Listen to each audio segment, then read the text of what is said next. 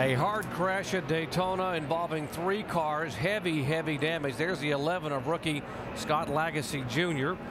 There's another rookie, Justin Allgaier, in the Penske Dodge. And also involved the driver who was having a great run in his 3rd year at 66 of Stephen Wallace.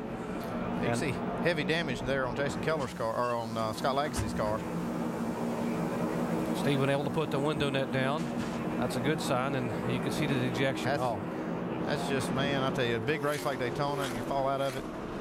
Down. Really. Let's get the hood down and get it bare bottom. Don't worry about tires. Don't worry about tires right now. Waited all winter for this chance, and he's having a great day, and boy, it just takes it all out of you for just that time. See what happened here. We saw him racing pretty tight back in this pack. Jason Leffler. Yeah, Jesse got into the left rear of Stephen.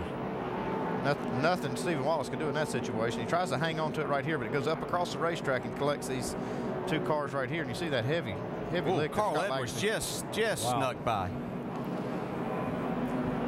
Nowhere for Lagasse or Allgaier to go. He's coming inside now, inside. Riding along here with Stephen Wallace.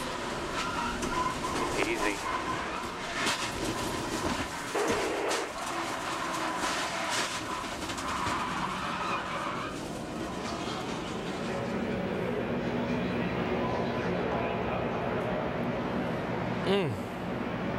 See, once you commit to that high line and the car comes up in front of you, there's just nothing you can do at that point. Look at Carl Edwards just barely sneak by. And they will all come in for what should be their final stop of the day if we stay green to the finish. Here comes the 88 Keselowski as the leader. Let's go down to the 80 pit. Shannon. Doc Tony Stewart says the car's a little tight, but he expects it to free up. He just hasn't been able to find the right line. No changes for this 80 car. 4 stickers, Sunoco fuel in that car. Vince. Clint Boyer is in, and he had a problem with the hood pin on the right front, and they've had to put a couple of pins in to make sure they're putting 4 tires in fuel. Jamie?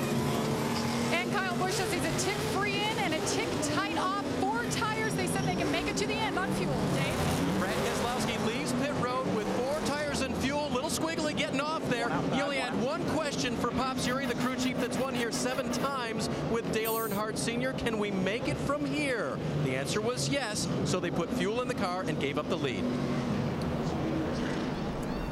And Jason Keller gains 18 spots. Got to believe he might have just topped off, or at most took 2 tires in his Ford. And how about Brad Keselowski again? Makes it exciting trying to come off of pit road. Watch him pull out here again. There's Keller. These things have such a higher gear in them. Give him a lot of gas to get out of there. All I care about right now is speed. Living life on the road. Under caution, working lap 75 here in the Camping World 300 at Daytona.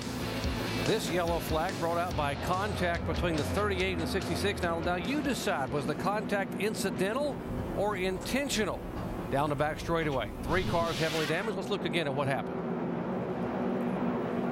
We see them battling right here, and like Stephen slides in a little bit of a hole there. Jason Keller goes to the inside, or Jason Leffler goes to the inside.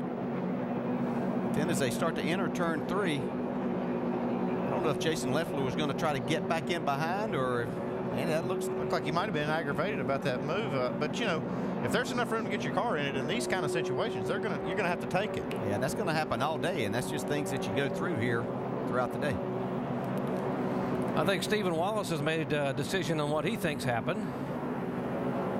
Yeah, he's not happy about it. And I don't blame him. I mean, he had a good run going. He was sitting there in the spot he needed to be in, and he's knocked out of the race for no good reason. Nothing he did.